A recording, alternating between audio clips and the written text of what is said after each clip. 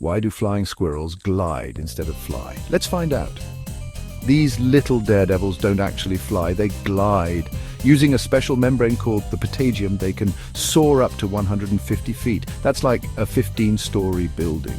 When they leap from a tree, their legs stretch out, creating a wing that catches the air. Steering is all in the legs, and they use their tails like brakes. It's like they're surfing the wind. Why do they glide? To escape predators, find food, and impress their squirrel pals. It's survival and style all in one incredible package. So next time you're in the forest, look up. You just might catch a glimpse of these high-flying acrobats in action. Flying squirrels, masters of the glide.